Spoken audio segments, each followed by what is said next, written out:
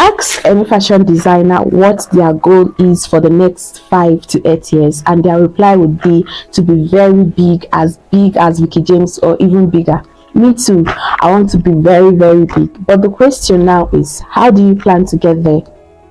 And what you start hearing is, I'll open a shop and I'll start sewing, and customers will start coming, and by God's grace I'll get there. If this is your plan, then I'm here to tell you that there is a possibility that you won't get there, honestly. But today is your lucky day, because in this video I'm going to be sharing with you the tips that you need to implement in your business in order to grow as a fashion designer. So watch this video to the end so that you don't miss out. Hello, my name is Somie James and you are welcome to my channel. If this is your first time seeing my face, welcome. Subscribe, share, like, comment, and if you are a returning subscriber, thank you for coming back again. So let's get started. The number one tip today is to have a business plan. You'd be surprised how many fashion designers out there that are running their business without a business plan, and they are wondering why they are not growing. You are running a business, you don't know your target audience, you don't know what they like, you don't know where to find them, you don't know who your competitors are, you don't know the advantage you have over your competitors and the disadvantage you have, and you think your business will grow. It will not grow now. So if you are one of those fashion designers, please, by the time you finish watching this video, just go and make a business plan for yourself. If you cannot make it, find someone to help you do that. Even if you have to pay them, it's consider that an investment you have to make for your business to grow. Some of the challenges you are facing now in your business is because you do not have a plan. If you have a plan, you can easily go back to your plan and cross-check to see what you need to do better on, and the path to follow, and it will make everything easier for you. The second tip is to start content creation. You are a fashion designer in 2024 and you do not have an Instagram, Facebook, TikTok account. Okay, you must not be active in all of them. Just choose one or two that you are familiar with and focus on that. You should have a social media account. That's your second assignment. Open a social media account for yourself. That's the easiest way to reach a larger amount of audience, not even in your real life, for free. Everybody and their sister is on social media now. Name one big fashion designer that you know that does not have a social media account. Is it Vicky James? Is it Stitches by Izzy? Is it Prudence? Is it everybody, even the small ones that you are watching this video now, is because of social media. If I didn't post this video, you wouldn't have been able to see me or even know who I am. So you must not do too much. Just you can record behind the scenes of when you are cutting your clothing, sewing it, anything. Just make it fun and relative, and you see your audience will grow, and from there you get more customers. People will see your skill. If you don't show people you have the skill, how would they know you have it? How would they come to you to make this clothes for them? So please start content creation. Don't downplay it. It's very, very important. Okay, so that's the second tip for today.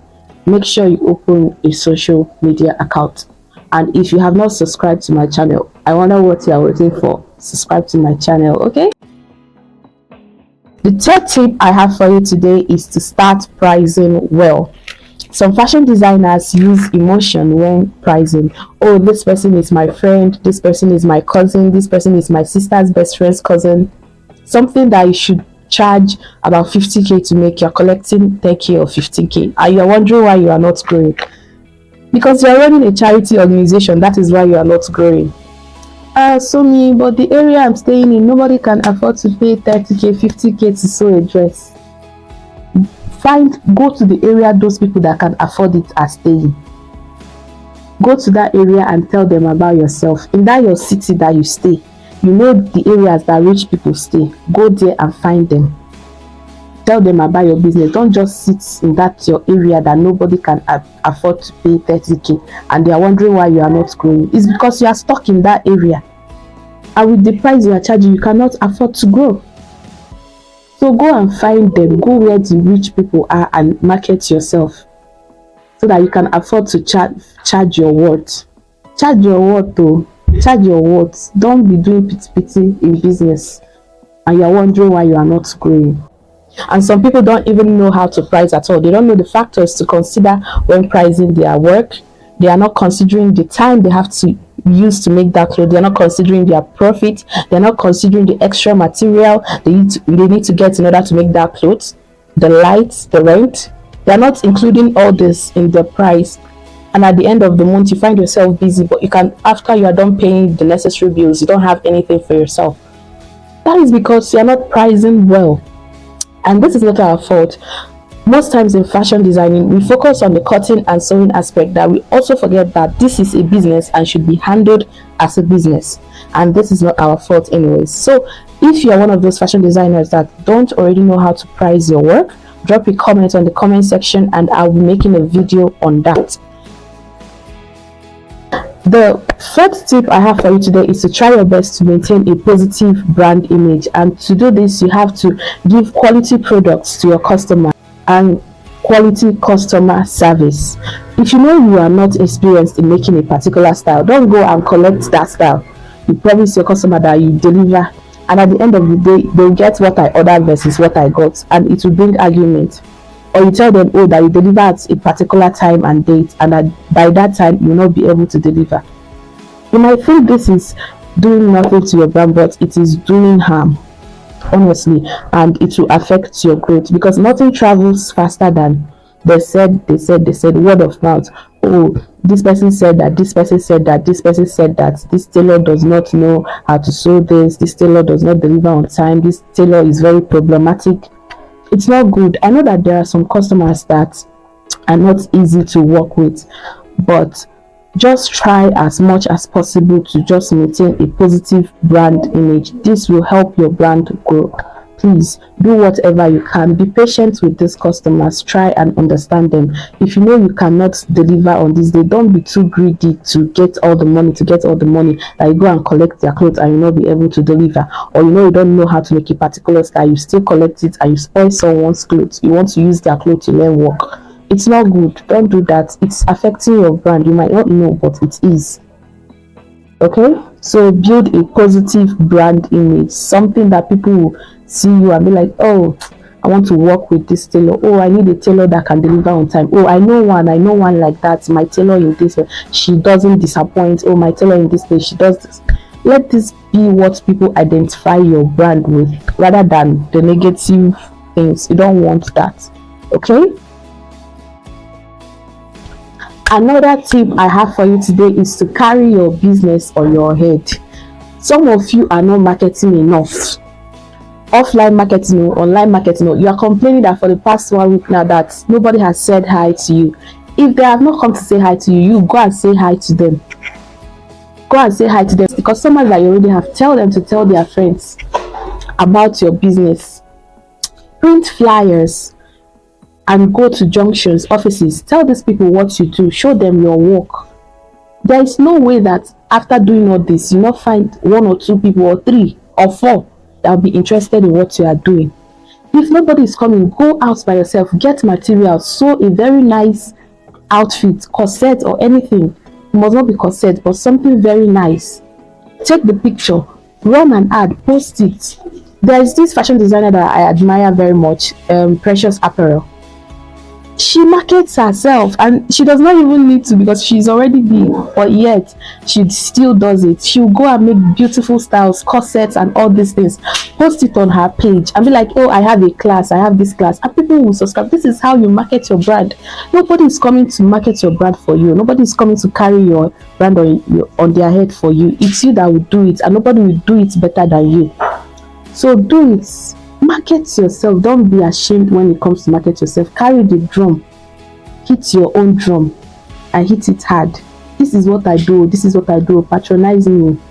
Don't do it in a desperate way so that people will not come and start undervaluing what you offer. But just let people know who you are and what you do.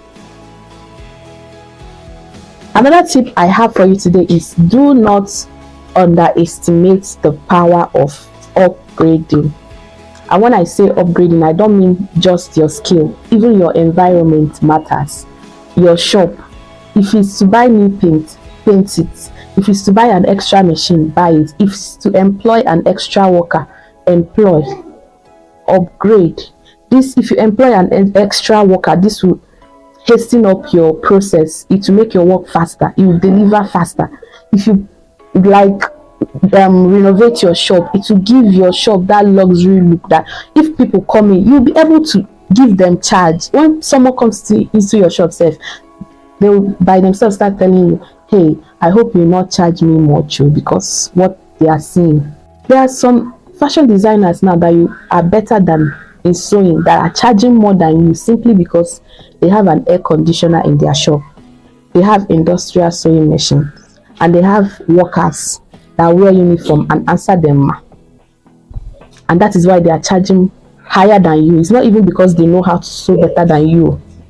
So do not underestimate the power of upgrading. I'm not saying that upgrading your skills is not important, but upgrade your environment too.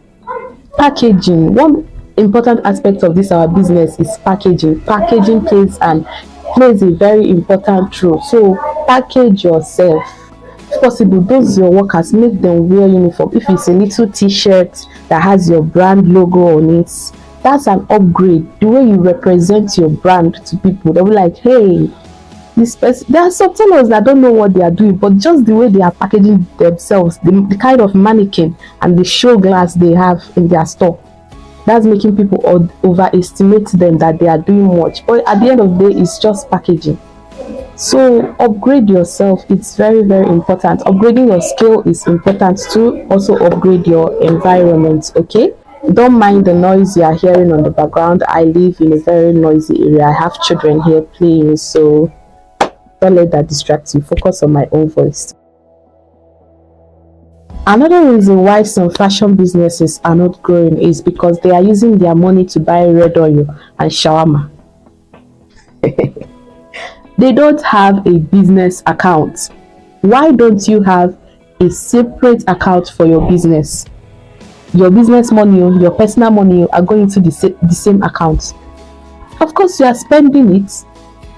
You are using it to buy shawarma. Please, my dear, if you do not have a separate account where your business money goes into, why? Go and do that immediately, so that it will help you in putting money back into your business. Because if you don't put money back into your business, it won't grow.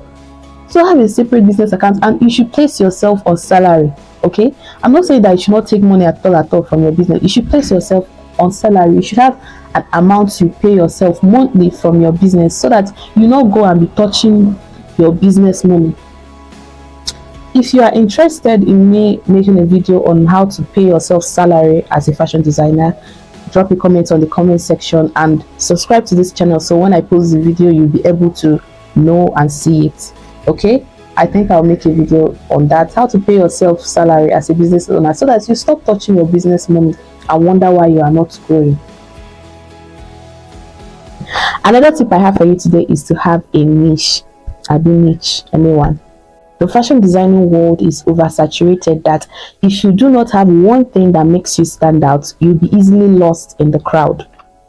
Some fashion designers here are doing everything. They are sewing in everything, ashebi, baby sew, streetwear, everything. And you're wondering why your business is so draining and why you are not growing fast. It's because people do not have that one specific thing that they are using to point you out from the crowd. For example, this fashion designer, Stitches by AC. Once you mention Stitches by AC, the first thing that comes to your mind is ready to wear and fashion school. Prudent, the first thing that comes to your mind is fashion school, and she also does ready to wear and bespoke. Vicky James, luxury wedding outfits, and she also has a ready-to-wear brand that she just started recently, but she's not doing much with that yet. My favorite content creator, Seweasy Ijoma. You see, the first thing that comes to my mind now is content creator, because that is what I know her with. Although she also has her fashion school, she used to sew for people, but now she's only focusing on fashion school and content creation. So this is what people know you with. So if you are still one of those fashion designers that are sewing everything for everyone, my advice is just find a specific niche and focus on that. Let people know you with that. I'm not saying that you cannot do other things from time to time, but find that one particular thing that people will identify your brand with. If it's that your corsets are gorgeous and your corsets are corsety, like your corsets are always waist matching, hold that one. If it's your ready to wear designs, let it be that one. But just find that one thing that people will use and identify you and your brand. Okay, this will help you grow easy. Okay, this is the end of this video for today. So if you have any question, drop it on the comment section. Don't forget to subscribe to my channel, share this video so that others that will find it helpful will be able to see it. Okay, thank you for watching my video, and till next time, bye.